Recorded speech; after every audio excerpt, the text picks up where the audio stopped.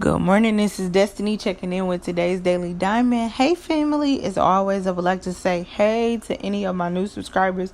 Welcome to the podcast. Thank you for listening. And I would like to give a special shout out to anybody who's been listening to me, who's subscribed to me. You know, I could not do this without you guys. Anybody who's giving me a shout out, thank you, thank you, thank you, thank you, thank you. I really do appreciate all of the love and all of the support. As always, you know, I've got to give a shout out to my 3 loyal sponsors because ain't nobody hit me up yet. Of course, we have Raw Crown Extensions in September, so make sure you get them bundle deals. We have Kisses by Shelly. She's got new colors, new flavors, new smells, new scents. You know you need it because I know I do because Ariana keeps stealing my stuff. And last but not least, we got Lisha, our braider. She's got some braid specials. She's got some ponytails going on and some feeding. So make sure you check her out so that you are fresh past the first week of school, but past into the first month or all the way until Christmas break. It don't matter to me. Just make sure you check out my sponsors, and when you do, tell them that I sent you. Make sure you check out my WordPress. It has all of their pictures and all of the details for everybody that I'm giving a shout out to. So if you want to reach out to Sade from Royal Crown Extension, if you want to reach out to Shelton from Kisses by Shelly, or if you want to reach out to Lisha, the braider, go on my WordPress. That is where all of that information is housed. If you want to know who the dolls are, go there. Please make sure you check it out. Check it out. Check it out. Now, today's topic promises to be a little bit longer. I know the one for the previous day was a little bit shorter, and we've had some shorter ones kind of rolling in, but I did that because I know that we also this week have some really, really long topics. And so today I want to take some time to talk about one that I should have talked about quite some time ago. But I want to take some time to talk about being black in America. Um, I know that for a large majority of my audience, a large majority of you are young, and a large majority of you are indeed African American. But I saw this meme on Instagram not too long ago, and it said to be African American is to be African without the memory and American without the privilege. And it literally almost made me cry because there was no other way to describe what it meant to be African American. I've always grown up never using the term African American. I never checked the African American box. I've always been taught by my mother to just check the black box because being given the title of African American is not a title in which I know anything about. I'm of African descent, but I have no memory. And I am an American citizen, but I have no privilege. I have no privileges. And so it's so difficult being who we are in this country. And so for those of you who are listening, those of you who are, of course, people of color checking me out, you know how difficult our experiences are in this country, especially with what we have going on and, you know, the White House right now. And so being black in this country is one of the most complicated and difficult journeys, especially if you are a black man. And my black men out there, I'm not forgetting you. I got a whole post coming for y'all, so be patient with me. But it's just it's one of the most complicated things, but it's one of the most beautiful things, you know, in this country. I remember sitting at work with my coworkers and talking about how as an African American person, or as a black person, I tried to use the politically correct term at work, but as a black person, you know, we live in two worlds. And quite often people don't understand that. And what I mean when I say that we live in two worlds, I get that from my favorite book, Souls of Black Folk by W.E.B. Du Bois. If you have not read it, read it. It's a good read. But in the book, Souls of Black Folk by W.E.B. Du Bois, he talks about his concept of double consciousness and how African American people, black people, live in a world of double consciousness.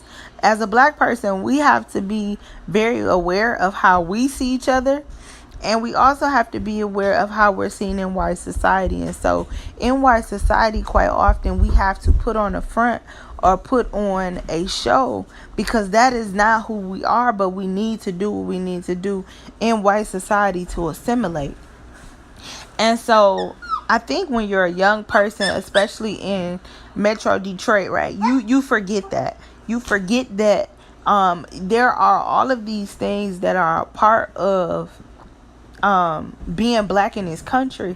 And quite often, for such a large majority of you, you live in a very sheltered world. You know, you're black, your friends are black, your parents are black, probably maybe, you know, your teachers are black. And so you don't understand what it's like to go out here into this world, and the first thing that someone sees about you is the color of your skin. And it doesn't help if your name is one that they cannot pronounce. And it makes it no easier if you come from a school district in which it was, you know, just disadvantaged. One thing that I absolutely hate about being a teacher is that I am exposed, or I have to bear witness to all of the lack of knowledge that my children have, my students have.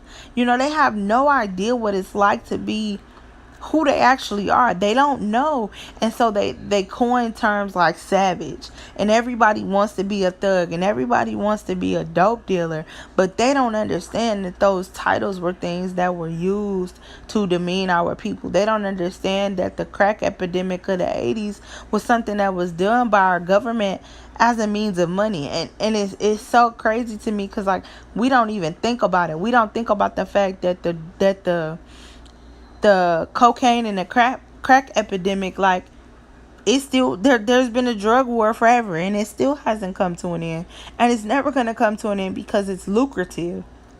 It is about money, right? When we talk about being black in this country, and we talk about being a black man, you're almost quite often, for black men, right, you're almost always funneled to prison.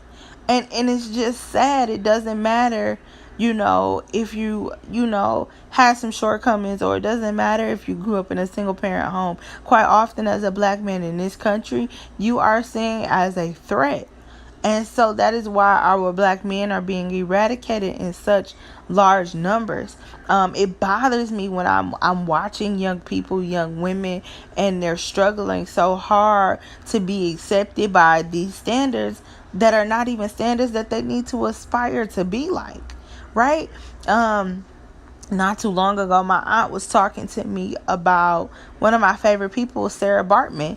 And Angie did not know who she was, and she learned about her from, I think she said, her daughter. And it was crazy to me, because Sarah Bartman is somebody that I love, but it was even more crazy to me to realize, not with her, but with my students, like, they have no idea who Sarah Bartman is. They have no idea who these people are that are huge influences on the life and the world that we live, and everything and everybody wants to glorify and or be a rapper and or glorify some Instagram model or be a YouTube star, and all of that stuff is a facade. It reminds me, like, if I look at if I look at YouTube, it reminds me of when they made slaves dance and perform for slave masters. Like, but we are so stupid as a culture of people. We are so brainwashed. We are so lost that stuff doesn't matter. We sit here and we've become so desensitized to watching black man after black man after black woman after black child be killed at the hands of the police, or be killed because of circumstance. We've become so desensitized to it. It's just normal. And that is just so sad, that we live in a country in which we are African without the memory and American without the privilege. Listen to what that really means. I'm African without the memory thanks to someone else. And I'm American, but I don't have those same privileges. Now, it doesn't mean that being black in this country and being black in America is all negative, because it's not. There's a side of our culture, there's a side of our people that is absolutely beautiful. I love the fact that when we have a barbecue, it's a serious deal. I love the fact that when we hang out and we have a good time, we have a good time. But I also think that it is something to consider, that especially because we live in the country that we live in, and we see all of these things happening and unfolding in front of us. And so being black in this country means not only must you understand how I see you, black man to black woman, or black woman to black woman, or black child to black woman, You must also understand how you're seen by society and how in the rest of the world. And then you must learn to move accordingly. You must learn to assimilate accordingly. And that is so much work. And what is so sad to me is that for our youth, they don't know how to do that work before they become adults. And so then they spend maybe the first, I don't know, 5 or 10 years of their adulthood trying to get their feet right? Trying to put themselves in a predicament in which they can matriculate and they can move throughout white society and not forego, and excuse the term, but not forego any of their blackness. There has to be a happy medium, right? Black people, we have to create that happy medium so that we could be who we are amongst ourselves and not negate who we need to be in society as a whole to be able to survive and to be able to live in this country that doesn't give us American privilege. I don't have any answers. I just really wanted to share my thoughts because it has come to me a couple of times about how difficult, or questions about, especially when as an educator, and not all of my coworkers are African American, but quite a few of them don't understand the dynamics in which our children live, or the dynamics in which, we think and we work and we move. And that is something to me that just had to be said. Being black in this country is being African without the memory and American without the privilege. There is no other way to say it. There is no other way to write it. There is no other way to decode it, understand it. That is just what it is. And that is something that we as African American people, we understand. We know that we might not get invited to certain events. We know that we might not be allowed certain places. We don't even take offense when we're not invited to things or we're not considered for things, because that has become customary in our lives. And so understand what it's like for people. And my black folks, I know I'm preaching to the choir, but this was just something that I felt deserved some time.